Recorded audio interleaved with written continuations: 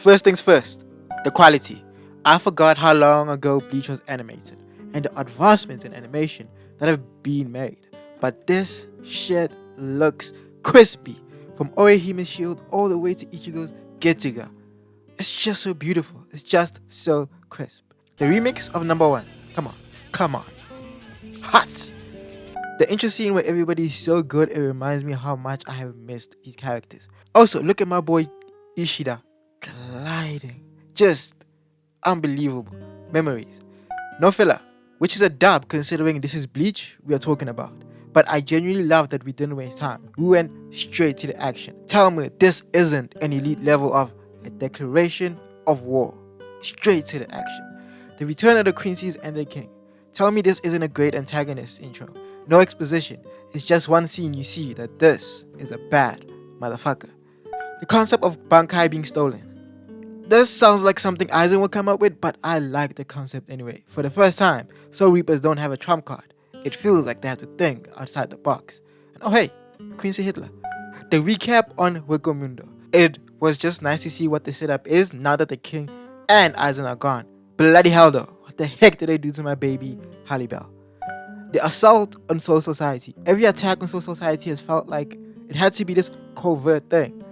And I just love that these guys went face to face with the Soul Reapers and said, nah, we want the smoke. BYAKUYA'S Bankai.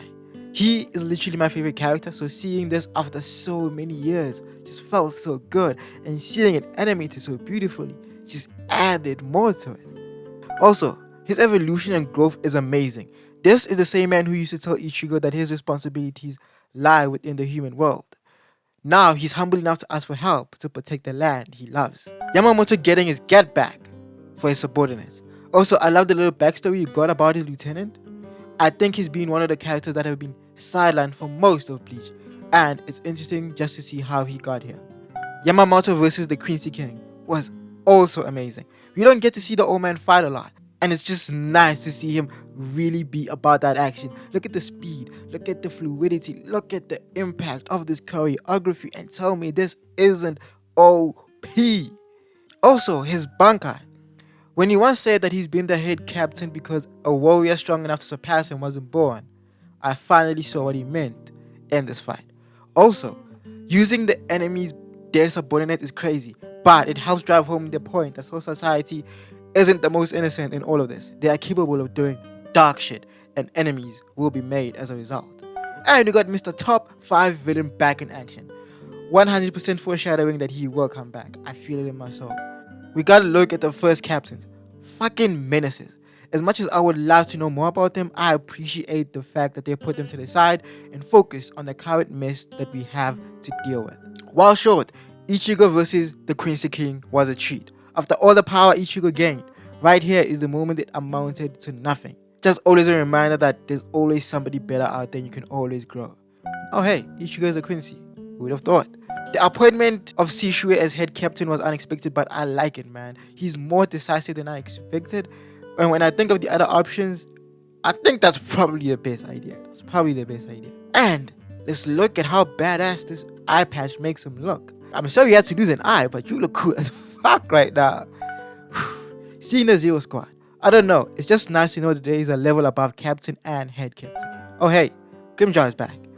Seeing someone shut SOIFON up was actually nice. She always talks shit, and I've never particularly enjoyed her as a character. Finding out Ichigo is related to the Shiba clan was cool, and oh yeah, that's where the Fullbring guys are. Finally seeing the place where Aizen wanted to go. Not gonna lie, I'm willing to give up a few souls to get up here too. UNOHANA'S backstory as the first Kenpachi. For the longest time, I always wondered why everyone in Soul Society was scared of her. And now I'm like, yeah, you should be scared. I would not want to be on her bad side. Speaking of her, I loved her versus Zaraki. It was beautifully choreographed, and it's always nice seeing Zaraki being able to fight at full strength. I mean, this was the first fight where Zaraki didn't even need his eye patch. That's how seriously he took it. Learning the truth behind how he lost to Ichigo. It makes so much sense now, because for a while I've always felt that Zaraki losing that fight was just pure plot armor, and I love that they put it back and be like, that actually makes sense. Also, this Bankai, tell me how sick this is. I really wish she didn't die here. we could have seen her at full strength against the Quincy. That would have been so nice to see. Zaraki finally connecting with his Zanpakuto was a beautiful way to end it. What a great fight. Speaking of Zanpakutos, finding out the story behind them was freaking beautiful, because it's something I've actually always wondered. So does this mean like before Soul Reapers used to just use normal swords, normal weapons, and Kido? Man, considering how powerful our enemies are, like we needed this Zanpakuto. Like shout out to him. Finding out the truth behind Ichigo's dad, which squad was he a part of in the original GETSUGA Tenjo? Like look at how beautiful this is. Look at how beautiful this is. Finding out the truth behind his mom and seeing how great of a quincy she was. Like she was nice. Look at this scene. This woman used to cook these hollows. Cook them. Oh yeah. Finally clearing up the whole how he lost his powers and got them backstory. Throughout this series, it actually felt like they were tightening up a lot of loose ends. A lot of things that may have not made sense back then, now they just click. The reveal into Ishida's dad's past gave us a quick view into the reason why he may dislike the Quincy world. Like it took his mom and his dad was always away on Quincy business. All of this coming together, seeing that Ichigo is some hybrid, and finally seeing why Aizen was so interested in Ichigo. Aizen might actually be the main protagonist of Bleach. Low-key everything leads back to him. Everything. HITSUGAYA's determination after losing his Bankai is something to admire. He doesn't dwell. He focuses on what he can do to improve himself. And look into KUMAMURA'S world. For the longest time, I thought it's just Quincy's bounds, Soul Reapers, humans, and hollows. Never once have I questioned this man's ways. Just nice to see them acknowledge it. The truth of Zangetsu.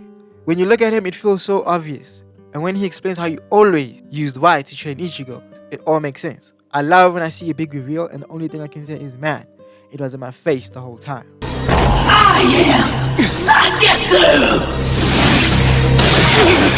A new double sword. It goes beyond just, oh, Ichigo has 2 new swords, but like, instead of being vengeful towards his old Zangetsu, he's like, you know what, I'm gonna accept you as you are, and I'm gonna use both of you guys. Also, Ishida's an op now? While it may have been disappointing, does make for a good storyline.